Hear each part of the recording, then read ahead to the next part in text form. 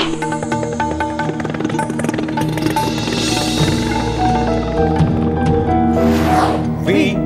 the people of India, having solemnly resolved to constitute India into a sovereign, socialist, secular, democratic republic, and to secure to all its citizens Darjeeling এ উৎপাদন হয় এক অনন্য চা পাতা, সাথে অরণ্যের শ্রেষ্ঠ উপাদান মিশিয়ে তৈরি হয় মাকাইবাড়ি অর্গানিক গ্রিন টি, স্বাদেও স্বাস্থ্যে অতুলনীয়। নমস্কার, শুরু করছি আজকের চতুর্থ স্তম্ভ। আমি ইন্দ্রাণী। বেশ কিছু ঘটনা বলে দিচ্ছে যে বাংলাদেশ আবার এক রাজনৈতিক সামাজিক সন্ধিক্ষণে দাঁড়িয়ে আছে। যে কোনো ভাঙা গড়ার ইতিহাসে এমনটা নতুন কিছু নয়, কিন্তু যে কোনো বিপ্লবের জন্ম মানেই তো সঙ্গে সঙ্গে এক প্রতি বিপ্লবেরও জন্ম। যে কোনো অগ্রগতির ইতিহাসের সঙ্গেই জুড়ে থাকে তার বিচ্যুতি আর পতনের ইতিহাস। অগস্টের অভ্যুত্থান কি আমরা খুব ভালো করে বুঝেছিলাম? উত্তর না, অন্তত আমাদের বুঝতে সময় লেগেছে। কারণ বাংলাদেশের সামাজিক রাজনৈতিক বাস্তবতার সব দিক পরিষ্কার ছিল না। মনে হয়েছিল এক সেকুলার অথচ স্বৈরতান্ত্রিক বিকাশ আর উন্নয়নের আগ্রহী, কিন্তু আপাদমস্তক দুর্নীতির মধ্যে ডুবে থাকা শেখ হাসিনা বা আওয়ামী লীগের সঙ্গে এক মৌলবাদের চূড়ান্ত লড়াই বুঝিবার শুরু হলো। পরে দেখেছি ছাত্রদের এই অভ্যুত্থানে এক নতুন গণতান্ত্রিক সাম্যের ভিত্তিতে নতুন রাষ্ট্র গড়ে তোলার আকাঙ্ক্ষাই ছিল এই অভ্যুত্থানের চালিকা শক্তি হিসেবে ছাত্রদের সংগঠনের মূল ভিত্তি। কিন্তু তা যে খুব সহজ পথে আসবে না, তাও সেদিন থেকেই বুঝতে পারছিলাম। এই উপমহাদেশ এক তথাকথিত বড় শক্তি ভারতের হস্তক্ষেপকে অগ্রাহ্য করে, দুনিয়ার আপাতত জ্যাঠামশাই আমেরিকা ট্রাম্পকে অগ্রাহ্য করে, চীনের আধিপত্যবাদী অর্থনৈতিক ধারাকে সামলিয়ে দেশের ভেতরে চূড়ান্ত মৌলবাদী সংগঠন আর তার মাথাদের প্রতিহত করে অভ্যুত্থানের জন্ম মুহূর্ত থেকে এক প্রতি বিপ্লবের চক্রান্তের বিরুদ্ধে লড়ে নতুন সমাজ বা রাষ্ট্র বানানো সহজ কথা নয়। এতগুলো বিপরীত শক্তি আর ষড়যন্ত্রের মিলিত শক্তি তো কম নয়। যেই মাত্র স্লোগান এলো স্বৈরতন্ত্র বিরোধিতার, অমনি সেই মুজিবের বাকশাল থেকে আরো হাজার ঘটনা সামনে এলো বই কি জাতীয় পার্টির সেই স্বৈরাচারের কথা বা ক্যান্টনমেন্টে জন্ম নেওয়া এক দলের কথা। সব ইতিহাস সামনে, আর সব ইতিহাসের মধ্যেই আছে মানুষের রাগ, ক্ষোভ আর ঘৃণা। কাজেই সেদিনের সেসব দল আর তাদের সর্বোচ্চ নেতাদের সমালোচনা যে ঘৃণার জন্ম দিয়েছিল, যে ঘৃণা শতগুণ হয়েছিল হাসিনার কারণে, সেই ঘৃণার সঙ্গেই জুড়ে নেওয়া হলো মুক্তিযুদ্ধকেও। একই নিঃশ্বাসে মুজিব এবং মুক্তিযুদ্ধের কথা বলা হতো। আজ একই নিঃশ্বাসে দুটোকেই একই সঙ্গে মুছে ফেলার কথাও বলতে শুরু করলো কেউ কেউ। কাজেই ছাত্র নেতাদের দায়ে জন্মালো। তারা বারবার বিবৃতি দিয়ে আলাপ আলোচনায় বোঝাতে শুরু করলেন যে মুক্তিযুদ্ধ চেতনাকে ধরে রেখেই নতুন বাংলাদেশ গড়ে তুলতে হবে। ৭১-এর পরের মুজিব আওয়ামী লীগ নিয়ে আলোচনা হোক, সমালোচনা হোক, কিন্তু ৭১-এর মুক্তিযুদ্ধের চেতনা আমাদের কাছে এক ধ্রুবতারা। ছাত্রদের এই বিপরীত আদর্শের বহু কথা, বহু ষড়যন্ত্র, এবং সেটা ছিল একটা বড় দিক। আসছি সে আলোচনা একটা বিরতির পর, সঙ্গে থাকুন।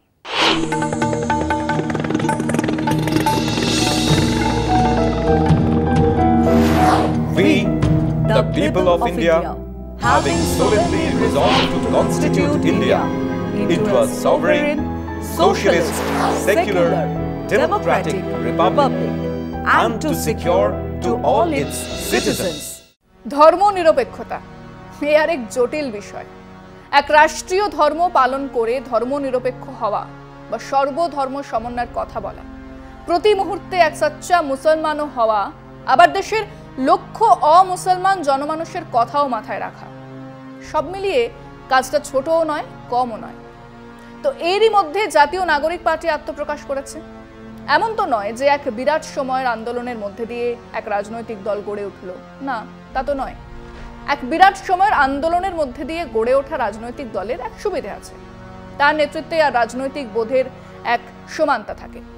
ভারতের একটা উদাহরণ দিই। অসমে অহমিয়া জাতিসত্তার লড়াই শুরু করেছিল ছাত্ররা। এক বিরাট সময় ধরে সেই আন্দোলন চলেছে, জেল, লাঠি, গুলি, এবং তারপর সেই ছাত্রদের দল তৈরি হয়েছিল অগপ। দুনিয়াতে এমন প্রেক্ষিতে রাজনৈতিক দলের সূত্রপাত অনেক তাদের অনেকেই সফল, অনেকেই মুখ থুবড়ে পড়েছে। কিন্তু মাত্র 6 মাস আগে বিচ্ছিন্ন কিছু শক্তি মূলত ছাত্রদের আন্দোলন এত তাড়াতাড়ি এক রাজনৈতিক দলে পরিণত হয়ে যাবে তা সত্যিই বিস্ময়কর এবং সেই কারণেই ভীষণ চ্যালেঞ্জিং। এক স্বৈরাচারী শাসকের বিরুদ্ধে লড়াইয়ের দুটো অংশের প্রথমটা হলো গণতন্ত্রের আকাঙ্ক্ষা। এবার ভোট হবে, এবার আমাদের সরকার হবে, মানুষের কথা শোনার একটা জায়গা থাকবে ইত্যাদি। 2 নম্বর অংশটা হলো আগের সমস্ত অভাব অভিযোগকে উপড়ে ফেলে এক নতুন দেশ গড়ার স্বপ্ন, এক বিপ্লবের স্বপ্ন। এটা হলো এই আন্দোলনের র্যাডিক্যাল পার্ট। দুইয়ে কি বিরোধ আছে? আছে বই কি। এক পাহাড়ের মতো চেপে থাকা ব্যবস্থাতে খানিক গণতান্ত্রিক প্রলেপ, নির্বাচন, হাতের সামনে জনপ্রতিনিধি, স্থানীয় শাসন ব্যবস্থা, কর্পোরেশন ইত্যাদির কাজকর্মে মানুষের খানিক সুরাহা। এটা বরং সহজ সহজ কারণ ঝাঁকানি খেয়ে ব্যবস্থা নিজেকে বাঁচানোর জন্যই এই কাজগুলো করে। সে হঠাৎই গণতান্ত্রিক হয়ে ওঠে, সে মানুষের সঙ্গে ভালো ব্যবহার করে। কিন্তু দ্বিতীয় পার্ট, খোল নলচে বদলে এক নতুন দেশ আর নতুন সমাজ, সে এক বিরাট ব্যাপার, বিরাট কাজ। সমস্যা হলো বাংলাদেশের এই হঠাৎ অভ্যুত্থান কিন্তু এই দুটো চাহিদারই জন্ম দিয়েছে। অর্থাৎ বাংলাদেশের মানুষ এক নতুন বাংলাদেশকে দেখতে চায়, ভারত পাক হেজিমনির বাইরে সুখী সমৃদ্ধ এক স্বাধীন বাংলাদেশ। তারা কেবল নির্বাচন চাইলে সমস্যা কম হতো, তারা শিক্ষা, স্বাস্থ্য, খাদ্য, বস্ত্র, কৃষি, চাকরি, শিল্প, নাগরিক পরিষেবার এক আকাশ ছোঁয়া স্বপ্নকে সামনে এনে হাজির করেছে। এতদিন হয়নি, এবারে চাই। এবং সমস্যাটা এখানেই। ভারতে জরুরি অবস্থার অবসানের পরে এক গণতান্ত্রিক ব্যবস্থা মানুষ চেয়েছিল, কোনো র্যাডিক্যাল এক্সপেকটেশন ছিল না, বিপ্লবী চাহিদা ছিল না। আজও আমরা যখন সাম্প্রদায়িক আরএসএস বিজেপির এই জামানার অবসান চাই, তার জন্য মানুষ রাস্তায় নামে, গলা ফাটায়, তখন মানুষের চাহিদা বৈপ্লবিক কিছু নয়, ভাই আমাদের সংবিধানটাকে বিকৃত করিস না, আমাদের সাংবিধানিক কাঠামোগুলোকে নিরপেক্ষভাবে কাজ করতে দে, আমাদের দেশের মানুষ ইডি, সিবিআই, পুলিশ, এনআইএ আর বুলডোজারের ভয় যেন দিন না কাটায়, আমাদের প্রয়োজনে যেন আমাদের সরকারের বিরুদ্ধে কথা বলতে পারি। এই তো চাহিদা, যা খুব সামান্য এবং যা কেবল নির্বাচনে, গণ আন্দোলনে এই মোদী শাহ সরকারকে অপসারণের মধ্যে দিয়েই সম্ভব। আসছি পরের আলোচনায়, একটা বিরতির পর। দার্জিলিং এ উৎপাদন হয় এক অনন্য চা পাতা, সাথে অরণ্যের শ্রেষ্ঠ উপাদান মিশিয়ে তৈরি হয় মাকাইবাড়ি অর্গানিক গ্রিন টি, স্বাদে ও স্বাস্থ্যে অতুলনীয়।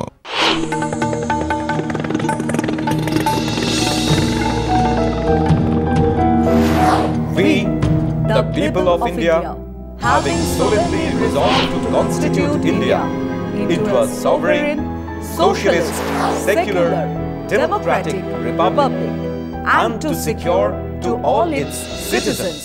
বাংলাদেশের এটুকুই চাহিদা নয়, আর সেখানেই বিরাট সমস্যা।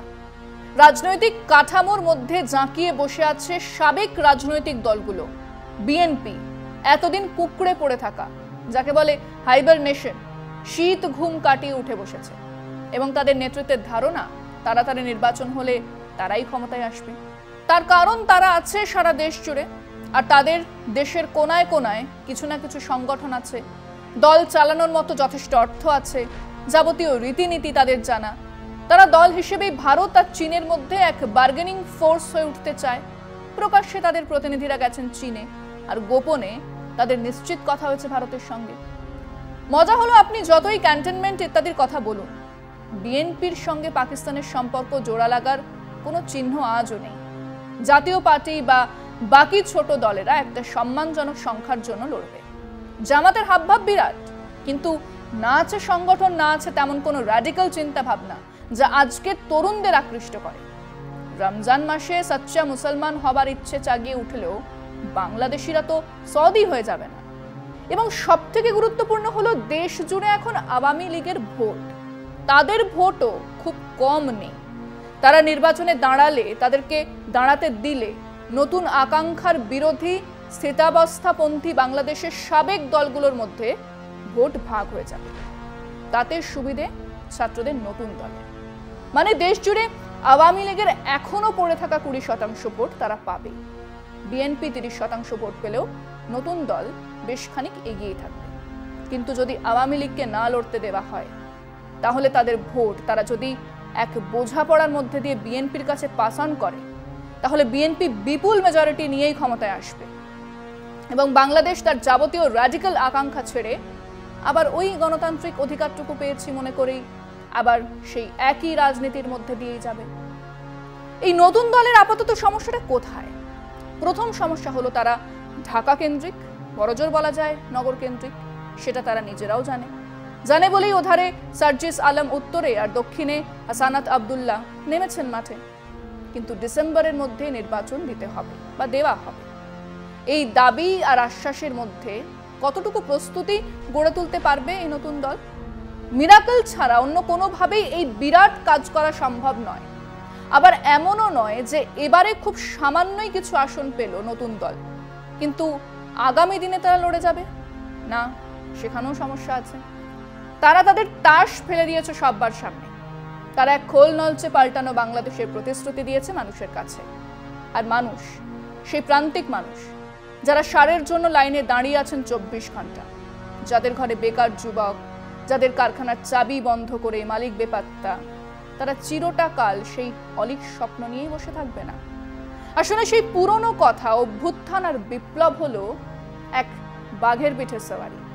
পিঠে বসে থাকা খুব শক্ত, আর পড়ে গেলেই বাঘে খেয়ে ফেলে।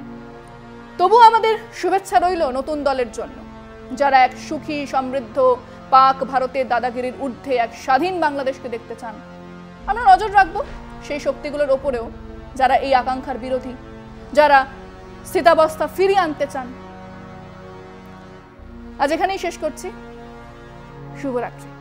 দার্জিলিংয়ে উৎপাদন হয় এক অনন্য চা পাতা, সাথে অরণ্যের শ্রেষ্ঠ উপাদান মিশিয়ে তৈরি হয় মাকাইবাড়ি অর্গানিক গ্রিন টি, স্বাদেও স্বাস্থ্যে অতুলনীয়।